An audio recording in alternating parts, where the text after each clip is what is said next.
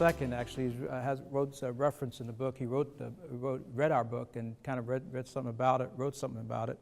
And I didn't realize it until he pointed out to me that actually he had some similar words that I'm about to use now in the movie Glengarry Glen Ross. I didn't know about that at all, but it's interesting what I developed way back in, early 2000, this whole idea of attention, interest, desire, conviction, and close. So when you're in sales, as I've seen since I was 15 now, you've got to get people's attention. And, today I was able to do it with some red laces. That put one or two thoughts about me in your mind the first time you ever saw me. But I was able to take it and say, hey, listen, let's talk about integrity. Let's talk about what marketing ought to be. Let's not lie about things. In fact, I turned around and said, hey, you know what we ought to do is actually be truthful about what we're selling, who we're selling, what we're all about, and sell with integrity. I believe, if you're going to get people's attention, when you got their attention, you've got to generate interest.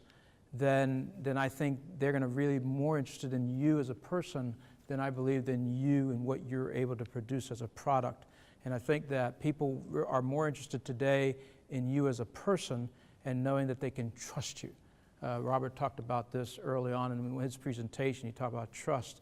I really believe that if you're going to, when you're generating interest, you've got to establish trust in that relationship that you're communicating when it comes to sales.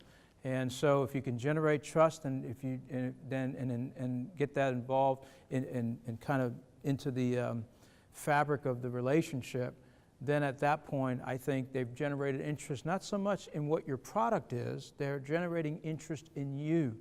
I think that's what I hope you're getting out of this, is that it's really all about you. It really is. Leadership is about you. Generating interest is about you. So you've got to generate the interest. They have to be interested in you or not. They are, they aren't. But if you can generate an interest in you as a person, and they like you, well, then you're going to start creating a desire, right? Which I think is the third step in sales. When you start to create a desire, you know what? They kind of like you. They kind of like what you're saying. They like what you're saying about. I've had several folks come up to me during the breaks here, and they say, really like what you're saying. It's all about, you're speaking my heart. You're seeing, all of these wonderful comments, and I appreciate those comments. What it really is talking about creating, you generate an interest, you create a desire. In creating a desire, that's important. So you get their attention, generate interest, create a desire. And then, of course, the fourth is developing conviction. I think conviction is developed, in my view, in my sales. Conviction has been developed when people like your product. Now you're getting into your product. They like you, and they like your product, and they think that your product is actually going to help them. So at that point, they're developing some sense of conviction. I can get deeper into this, but I won't. But I'll just say that I think the conviction part is often missed. People go from desire to trying to close the sale. They think that because they like you or they like your product, that somehow they're going to buy. Not necessarily true. And often, I'm sure you've had many sales where you thought they were sales and they weren't sales. And I believe that's because you didn't develop the conviction. The conviction is in them. That is, they have to be in their mind, have a sense, with a resolute sense, like the guy said to the guy, sit down. What he was basically saying was, I'm sold.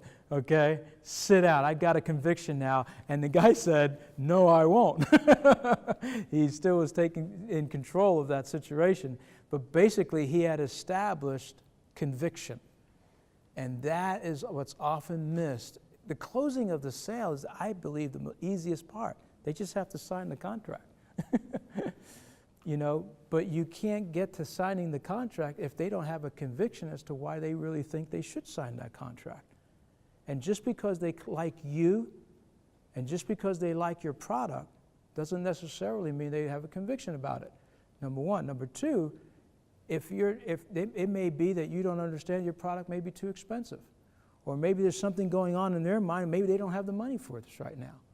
You know, I don't know if I can afford this, or maybe I don't know what to do with, you know. Hey, what do you charge, Dan and Robert, if you're going to come in and consult us and develop a marketing plan and coach our sales team? Well, if you want to know, take us out. We'll go out, we'll buy your lunch. I'll be glad to do that.